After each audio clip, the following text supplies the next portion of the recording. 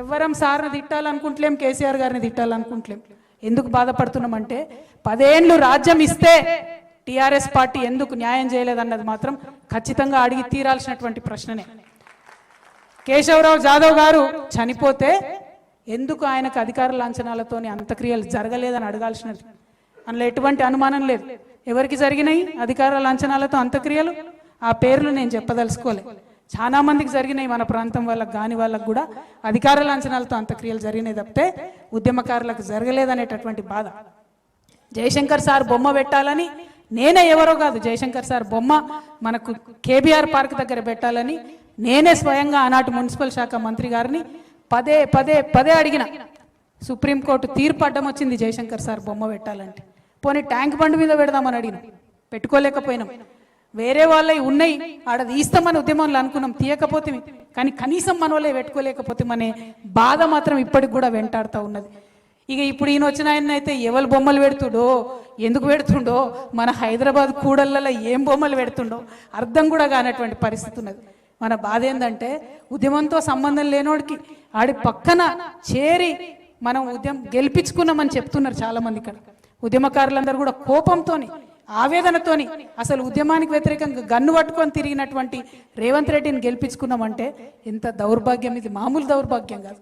ఇక ఆయనకి ఏం సోయి ఉంటుంది ఉద్యమానికి సంబంధించి, తెలంగాణకు సంబంధించి ఏం సోయి ఉంటుంది, ఏం ఎక్స్పెక్ట్ చేస్తాం ఆయన దగ్గర? రవీంద్ర భారతిలా గద్దర్ అన్న విగ్రహం ఉండాలి. ఎవరి విగ్రహం ఉన్నది ఇవాళ? రవీంద్ర భారతిలా బిరుదరాజు రామరాజు గారి విగ్రహం ఉండాలి. ఎవరిది ఉన్నది ఇవాళ? రవీంద్ర భారతిలా సుద్దాల హనుమంతు విగ్రహం ఉండాలి. ఎవరి విగ్రహం ఉన్నది ఇవాళ? మరి ఇటువంటి సందర్భాన్ని బాధపడి ఏం లాభం? మన చేతుల్లో ఉన్నప్పుడు పొడగొట్టుకుంటుంది, మనం సోయితో చేసుకోలేకపోతే ఇప్పుడు బాధపడి ఏం లాభం? పోరాటం తప్పితే ఇప్పుడు మనకు వేరే శరణ్యమే లేదు. ఎందుకంటే కాంగ్రెస్ పార్టీకి ఎప్పుడైనా ఒకటే భాష అర్థమవుతుంది, పోరాడితేనే అర్థమవుతుంది. 69 నుంచి పోరాడినాం కాబట్టే తెలంగాణ వచ్చింది. ఇప్పుడు పోరాడితేనే ఖచ్చితంగా రేపటి నాడు మన ఉద్యమకారులకు న్యాయం జరుగుతుంది. ఇవాళ నిజంగా బాధ అనిపిస్తుంది నాకు. మనం ఎవరం, అందరం మనం టైగర్స్, మనం సింహాలం. కొట్లాడినాం, మనం కొంచెం బాధపడ్డాం కరెక్టే. మనోళ్ళే గాయం చేసిరు కాబట్టి నొప్పి ఎక్కువైతుంది, అంతే తప్పితే గాయాలకు భయపడేటోళ్ళం కాదు. మనం కొట్లాడాలి, మళ్ళా పిడికిలు బిగించాలి. ఎవరి కోసం కొట్లాడాలి? తల్లిని విముక్తం చేసినాం కదా, తల్లిని విముక్తం చేసినాం, కానీ మనం బానిసలైనాం. ఇవాళ మన బానిస సంఖ్యలు తెంచుకోవడం కోసం మనం ముందటికి పోవాలి, మన బతుకు తెరువు కోసం మనం ముందటికి పోవాలి, మన పిల్లల దగ్గర, మన కుటుంబం దగ్గర మన గౌరవం నిలబెట్టుకోవడం కోసం ఖచ్చితంగా ముందుకు పోవాలి, ముందడిగేయాలి, వేద్దాం. నేను ఆనాడు చెప్పినా మళ్ళీ ఈనాడు చెప్తున్నా, ఉద్యమకారులు బాగా కష్టపడున్నారు, ఇబ్బంది పడున్నారు. మళ్ళా ఒకసారి మీ మీద లాఠీ పడితే దానికి ముందు నా మీద పడేటట్టు మీ ముంగట నేను నడుస్తాను ఆనాడు చెప్పిన, మళ్ళీ కూడా చెప్తా ఉన్నా. మీ మీదికి ఎక్కువ పెడితే ఆ బుల్లెట్ మొదట నన్ను దాటుకొనే మీ దగ్గరకు వస్తుందనే విషయాన్ని కూడా నేను మళ్ళీ చెప్తా ఉన్నా. నేను ఉట్టుటిగా చెప్తలేను, చాలా బాధతో ఆవేదనతో చెప్తున్నా. మా అన్నదమ్ములు, అక్క చెల్లెలు అలా మాట్లాడిన వాళ్ళందరికీ చెప్తున్నా. నేను, మీరు బయట ఉండి బాధపడ్డారు, నేను లోపల ఉండి బాధపడ్డా. అంతకు మించి కొత్తగా జరిగింది ఏం లేదు. నేను జీ హుజూర్ అంటే గానే ఉంటుండి, క్యా హుజూర్ అన్న కాబట్టి గీడున్నాయి అలా బయట. కాబట్టి మీరు ఆలోచన చేసుకోండి, అర్థం చేసుకోండి. పెద్దగా విప్పి చెప్పాల్సిన అవసరం లేదు, ఇంటి గుట్టు బయట పెట్టుకోవాల్సిన అవసరం లేదు. ఉద్యమంలో కలిసి పనిచేసినాం, ఉద్యమం కోసం పనిచేసినాం, రేపు కూడా రాష్ట్రం కోసమే పనిచేయాలి. మనం తెచ్చుకున్న రాష్ట్రం, మనం తెచ్చుకున్నటువంటి ఈ రాష్ట్రం మన యువ మిత్రులకు పనికొచ్చేటట్టు ఉండాలి. ఏం జరుగుతుంది అలా? రేవంత్ రెడ్డి గారు వచ్చినప్పుడు ఏమన్నాడు ఆయన ఏమన్నాడు? మొత్తానికి మొత్తం నిరుద్యోగులకు అన్యాయం జరిగిందన్నాడు. ఇవాళ ఏం చక్కదనం జరుగుతుంది? మరి 2 సార్లు పరీక్ష పెడితే ఇవాళ కూడా గదే పరిస్థితి కదా. ఇవాళ కూడా నిరుద్యోగులు పోయి కోర్టు చుట్టూ తిరుగుతున్నటువంటి పరిస్థితి కదా. మరి ఆనాడు న్యాయం జరగలేదు, ఈనాడు న్యాయం జరగలేదు. చేసింది ఏంద్రా నాయన అంటే తెలంగాణ తల్లి చేతులకి వెళ్ళి బతుకమ్మని తీసేసిండు, రంగు మార్చిండు, సెక్రటేరియట్లో పెట్టిండు. ఆమె ఏం తల్లో ఎవరికైతే అర్థమైతలేదు. మరి అది తప్పితే ఆయన చేసింది ఏమీ లేదు. నేను ఇవాళ డిమాండ్ చేస్తూ ఉన్నా, మన ఉద్యమకారులందరి పక్షాన నేను డిమాండ్ చేస్తూ ఉన్నా, ఒకటే ఒక మాట అడుగుతా ఉన్నా.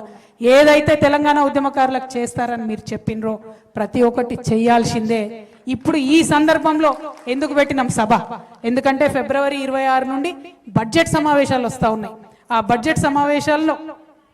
బడ్జెట్ సమావేశాల్లో మరి ఖచ్చితంగా తెలంగాణ ఉద్యమకారులు, అమరవీరుల కుటుంబాలకు ఏదైతే మీరు ఇస్తామని చెప్పారో 25,000 రూపాయల పెన్షన్ ప్రతి అమరవీరుల కుటుంబానికి ఇస్తా అన్నారు. ప్రతి అమరవీరుల కుటుంబానికి ఒకరికి ఉద్యోగం ఇస్తామన్నారు. దానికి సంబంధించి బడ్జెట్లో ప్రకటన చేయాలి. రెండవది, ప్రతి చోట ఉద్యమకారులు ఎవరైతే ఉన్నారో వాళ్ళని గుర్తిస్తామన్నారు. ఆ ప్రక్రియ ప్రారంభిస్తున్నట్టుగా బడ్జెట్ సమావేశాల్లో ప్రకటించాలి. ఉద్యమకారులందరికీ కూడా మరి 250 గజాల జాగా ఇస్తామని చెప్పిండ్రు. ఆ ప్రక్రియ ప్రారంభిస్తున్నట్టుగా బడ్జెట్లో ప్రకటించాలి, అసెంబ్లీలో ప్రకటన చేయాలి. ఉట్టికి కాదు, ఉద్యమకారులకు ఏదైతే సంక్షేమ బోర్డు పెడతామన్నారో ఆ సంక్షేమ బోర్డు ప్రకటన చేయాలి. చేయకుంటే ఊరుకునేదే లేదు. నేను హెచ్చరిక చేస్తా ఉన్నా, రేవంత్ రెడ్డికి కాదు, కోదండరాం సార్కి నేను హెచ్చరిక చేస్తా ఉన్నా. ఎందుకంటే రేవంత్ రెడ్డిని ఉద్యమకారులు నమ్మిందే మీ వల్ల. మీరు పోయి ఆయన పక్కన ఏరితే ఈ తెలంగాణ ఉద్యమ ద్రోహి, తెలంగాణ ఉద్యమ వ్యతిరేకి ఈయన పక్క కోదండరాం సార్ పోయిండు, మరేమో ఈయన చేసి పాడేతాడేమో ఉద్యమకారులకు అని చెప్పి ఉద్యమకారులందరూ నమ్మిండ్రు. కానీ 2.5 ఏళ్లుగా కోదండరాం సార్ ఎక్కడ మాట్లాడతలేరు. ఎందుకు మాట్లాడతలేరు? అసెంబ్లీలో మాట్లాడండి, చర్చించండి, నిలదీయండి. కాంట్రాక్టర్లకు తట్టెడు మట్టెత్తకుండానే 5,000 కోట్ల రూపాయలు రేవంత్ రెడ్డి ఇచ్చుకుంటున్నాడు కదా, మరి మీరెందుకు కోదండరాం సార్ మాట్లాడతలేరని నేను మిమ్మల్ని ప్రశ్నిస్తా ఉన్నా. నేను అడుగుతా ఉన్న ఆకునూరి మురళి గారిని, మీరు ఒక ఐఏఎస్, మీరు ఒక మేధావి, ఏమన్నారు? మీరు విద్యలో మార్పు తేవాలి, కేసీఆర్ చేస్తలేడు, నేను దగ్గరుండి చేపిస్తానన్నారు. అందుకనే కదా నమ్మింది ఉద్యమకారులు మిమ్మల్ని. ఆకునూరి మురళి గారు, కోదండరాం సార్, మీరు పోయి రేవంత్ రెడ్డి పక్కన చేరితేనే కదా ఉద్యమకారులు నమ్మింది. మరి ఎందుకు ఇవాళ మీరు సైలెంట్ ఉంటున్నారు? ఏమిచ్చింది మీ విద్యా కమిషన్? ఇచ్చిన రిపోర్ట్ ఒకటన్నా ఫాలో అయిందా కాంగ్రెస్ ప్రభుత్వం? ఏమన్నా మేలు జరిగిందా? ఏం జరుగుతుంది? ఇవాళ గురుకులాలలో పిల్లలు చచ్చిపోతా ఉంటే ఏం చేస్తుంది మీ విద్యా కమిషన్? ఎందుకని ఆకునూరు మురళి గారు మాట్లాడతలేరు? ఈ ప్రశ్న ఇవాళ ఖచ్చితంగా ఉద్యమకారులు అడుగుతారు. వారి పక్షాన తెలంగాణ జాగృతి ఇవాళ మిమ్మల్ని ప్రశ్నిస్తుంది. ఇవి రెండే కాదు, మరి అనేకమైనటువంటి అంశాలు ఉన్నాయి.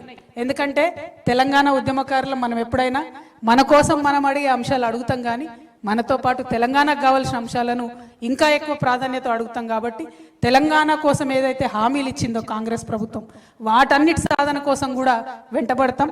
ఊరికే వదిలిపెట్టేదైతే లేదని కూడా ఈ విషయాన్ని తెలియజేస్తా ఉన్నాం. ఇంకొక మాట, ఇవాళ తెలంగాణ ఉద్యమకారులు అందరూ ఉన్నారు కాబట్టి మీరందరూ ఆమోదిస్తే నేను ప్రపోజ్ చేయాలనుకుంటున్నా. హైదరాబాద్లో అద్భుతంగా బిల్డింగ్లు కట్టుకున్నాం, ఫ్లైఓవర్లు కట్టినాం, 56 అంతస్తుల మేడలు కట్టినాం. కానీ ఆ 56 అంతస్తుల మేడలో కనీసం 50 మంది కన్నా మన పిల్లలకు ఉద్యోగాలు వచ్చినాయా? వచ్చే ప్రైవేట్ కంపెనీలలో ఎక్కడన్నా తెలంగాణోడు కనబడుతున్నాడా? ఎక్కడనో నార్త్ ఇండియా నుంచో ఎక్కడి నుండో వచ్చి 1,50,000 ఉద్యోగాలు, 2 లక్షల ఉద్యోగాలు వాళ్ళే చేసుకుంటున్నారు. కానీ చదువుకున్న మన పిల్లలకు ఎక్కడన్నా అవకాశం ఉందా? నాకు తెలిసి ఉద్యమకారుల పిల్లలకు ఎవరికి కూడా పెద్ద పెద్ద కంపెనీలు హైదరాబాద్లో ఉద్యోగాలు వచ్చినట్టయితే నాకు తెలియదు. నేను ఇవాళ అడుగుతా ఉన్న, ఆలోచన చేద్దాం ఉద్యమకారులందరం కూడా, ఉమ్మడి కార్యాచరణ కోసం అడుగుతా ఉన్నా. వేరే రాష్ట్రాలలో బెదిరించినట్టు కాదు, కాకపోతే కనీసం ఒక 20% మన తెలంగాణ వాళ్లకు రిజర్వేషన్ పెట్టాలి ప్రైవేట్ ఉద్యోగాలని నేను అడుగుదాం అనుకుంటున్నా. అడుగుదామా? న్యాయమేనా? వాజిబేనా? పక్కానా? మళ్ళీ వెనక కోరు కదా, పిడికిలు ఎత్తుతారా? జై తెలంగాణ. తెలంగాణలో ప్రైవేట్ సంస్థలలో ఉద్యోగాలలో తెలంగాణ లోకల్కి 20% రిజర్వేషన్ ఇవ్వాలని చెప్పి తెలంగాణ జాగృతి తరఫున పోరాటం చేద్దామని ఈ సందర్భంగా నేను తెలియజేస్తా ఉన్నాను. అదేవిధంగా మరి ఇంతకుముందు తమ్ముడు వీరేందర్, సీతారాం కలిసి ఒక యాప్ ఇక్కడ లాంచ్ చేసినాం. ఎందుకోసం ఈ యాప్ లాంచ్ చేసినామంటే, కేసీఆర్ గారి హయాంలో ఆనాడు ఆఫీసర్లు మన ఒక క్వశ్చన్ అడిగారు. ఏమని? ఎవరు ఉద్యమకారులు అన్నారు. వాళ్ళు ఎవరు ఉద్యమకారులు అంటే ఎవరు అని అడుగుతున్నారు. అంటే ఉద్యమకారులు అంటే ఎవరో కూడా మనమే చెప్పుకోనట. ఎంత బాధాకరం ఇది! ఉద్యమకారులు అంటే ఎవరో కూడా మనమే చెప్పుకోవాలి. నాకు గుర్తుండి ఉద్యమకారులు ఎవరు తెలుసా? ఎవరైతే ఇప్పుడు మా సాయిరామన్న ఉద్యమం చేస్తా అంటే అక్క పొద్దుగాలు లేచి టిఫిన్ చేసి పోనాయన కొట్లాడు తెలంగాణ కానీ పంపింది.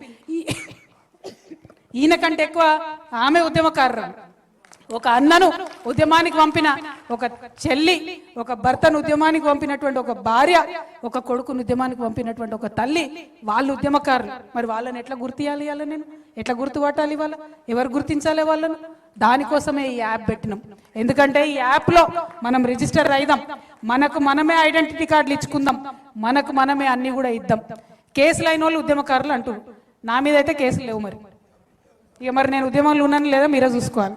ఎందుకంటే బోలెడని పెట్టిరు వాళ్ళే. ఎంతో మంది ప్రెస్ మిత్రులు పాపం వాళ్ళ యాజమాన్యాలకు వ్యతిరేకించి కూడా మన కోసం వాళ్ళు రాసి, వాళ్ళకి న్యాయం జరగాలి. ఎంతో మంది నాకు తెలిసిన వాళ్ళు పత్రికలు పెట్టుకున్నారు, ఇల్లు అమ్ముకున్నారు, పుస్తకాలు వేసారు, తెలంగాణ సాహిత్యాలు. ఇండ్లు అమ్ముకున్నారు. వాళ్ళని గుర్తించిన వాళ్ళు ఎవరు లేరు. ఆ రచయితలు, ఆ కళాకారులు, ఆ పుస్తకాలు వేసిన వాళ్ళు వాళ్ళకు గౌరవం దక్కాలి. ఏదో ఒకటి చేద్దాం, మనందరం కలిసి ఈ యాప్ పెట్టుకుందాం. ఈ యాప్లో ఉద్యమంలో ఎవరు ఎంత కాంట్రిబ్యూట్ చేసినా సరే వాళ్ళందరినీ కూడా మరి గుర్తించి గౌరవిద్దామని చెప్పి నేను తెలియజేస్తా ఉన్నా. ప్రభుత్వాలు గౌరవించే కన్నా ముందు ఈ యాప్లో వచ్చినటువంటి డేటాకి తెలంగాణ జాగృతి సంస్థ నుండి ఖచ్చితంగా హెల్త్ ఇన్సూరెన్స్ మేము ఇవ్వడం జరుగుతుంది. ఎందుకంటే ఇది ఉట్టిగా చెప్తలేను నేను. కుత్బుల్లాపూర్ నుండి నాకు ఒక అన్న కలిసి చెప్పిండు, అక్క మా భార్యకు బాగలేకపోతే కనీసం హాస్పిటల్కి తీసుకోలేని పరిస్థితుల్లో నేను ఉన్నాను. సో ఉద్యమకారుల కుటుంబానికి, భార్యకు, భర్తకు, పిల్లలిద్దరు ఉంటే పిల్లలిద్దరికి, ముసలి తల్లి తండ్రి ఉంటే వాళ్ళిద్దరికి, మొత్తం కుటుంబంలో దాదాపు 6 మందికి తెలంగాణ జాగృతి నుండి ఆ యాప్లో ఎన్రోల్ అయిన వాళ్ళందరికీ హెల్త్ ఇన్సూరెన్స్ మేము ప్రొవైడ్ చేస్తాం. ఎందుకంటే మమ్మల్ని చూసి ప్రభుత్వానికి సిగ్గు రావాలి, మమ్మల్ని చూసి ప్రభుత్వానికి బుద్ధి రావాలి. కనీసం వాళ్ళు హెల్త్ ఇన్సూరెన్స్, లైఫ్ ఇన్సూరెన్స్ ఇవ్వాలనేటటువంటి ఆలోచన వాళ్ళకి రావాలని చెప్పి మా చిరు ప్రయత్నంగా ఈ ప్రయత్నాన్ని మొదలు పెడుతున్నామని కూడా నేను తెలియజేస్తా ఉన్నా. అదేవిధంగా మరి మీకు ఇంకొక మాట చెప్పాలని, చాలా మంది నేను ఎప్పుడైతే ఒక పొలిటికల్ పార్టీ పెడతా అన్నానో చాలా మంది నా మీద దాడి చేస్తూ ఉన్నారు, రకరకాలుగా మాట్లాడుతూ ఉన్నారు. దాడులు మనకేం కొత్త కాదు, 20 ఏళ్ళ నుంచి భరిస్తూనే ఉన్నాం. కాకపోతే మీ అందరికీ నేను ఒక మాట చెప్పదలుచుకున్నా, నేను అధికారంలో ఉన్నా లేకున్నా నా పక్కలు ఎప్పుడైనా ఉద్యమకారులే ఉన్నారు, పైరవికారులు లేరు. రేపటి నాడు కూడా పొలిటికల్ పార్టీ ఖచ్చితంగా పెడతాం. ఈ రాష్ట్రంలో స్వీయ రాజకీయ అస్తిత్వంతోని తెలంగాణ అనే పదాన్ని తన పేరులో నింపుకొని, తెలంగాణ అనే పదాన్ని తన ఆశయాల్లో నింపుకొని, తెలంగాణ అనే పదాన్ని తన ఆచరణలో నింపుకునేటటువంటి పొలిటికల్ పార్టీ రావాల్సిన అవసరం ఉన్నది. ఖచ్చితంగా దానికోసం పెడతాం. మాది ఫక్తు రాజకీయ పార్టీ కాదు, ఉద్యమకారులను కలుపుకొని ఉద్యమాకాంక్షలను నెరవేర్చడానికి, తెలంగాణ వాదాన్ని నిలబెట్టడానికి, తెలంగాణ అస్తిత్వాన్ని పరిరక్షించడానికి రాబోయేటటువంటి రాజకీయ శక్తిగా ఉంటుంది తప్పితే ఫక్తు రాజకీయ పార్టీగా ఉండదు. ఎందుకంటే ఈ నేల ఏదైతే నెత్తురొడిసిందో, ఈ నేల ఏదైతే 100 సంవత్సరాలుగా నెత్తురొడిసిందో ఇంకా ఆ గాయాలు మానలేదు, ఇంకా బిడ్డలు కోలుకోలేదు. కాబట్టి ఖచ్చితంగా ఫ్యూచర్లో రాజకీయ శక్తిగా మా యొక్క ఉద్యమ సంస్థ ఏదైతే జాగృతి ఉందో రాజకీయ శక్తిగా మారుతుంది.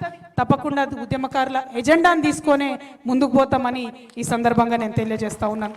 అదేవిధంగా ఇంకొక మాట చెప్పాలి, మనం ఎన్ని ఉద్యమాలు చేసినాం పేర్లు కూడా మర్చిపోయి ఉంటారు.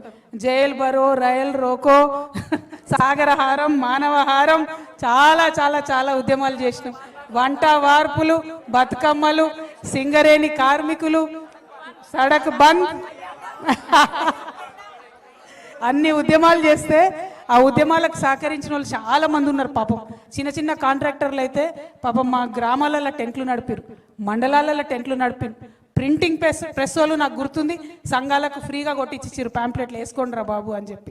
అనేక మంది చిన్న స్కూళ్ళు, పాపం బడ్జెట్ స్కూళ్ళు, వాళ్ళకే స్కూళ్ళు సక్కనాడు, వాళ్ళు బస్సులు ఇచ్చి మనకు స్కూళ్ళకు, మనకు ఉద్యమాలకు సపోర్ట్ చేసినటువంటి విద్యా సంస్థలు అనేకం ఉన్నాయి ఈ రాష్ట్రంలో. కానీ తెలంగాణ రాష్ట్రం వచ్చిన తర్వాత ఆ విద్యా సంస్థలకు ఏమి జరగలే. ఆ తెలంగాణ ప్రింటింగ్ ప్రెస్ వాళ్ళు అయితే సెక్రటేరియట్ చుట్టూ తిరిగి తిరిగి తిరిగి చల్లబడ్డారు తప్పితే వాళ్ళకేం జరగలే.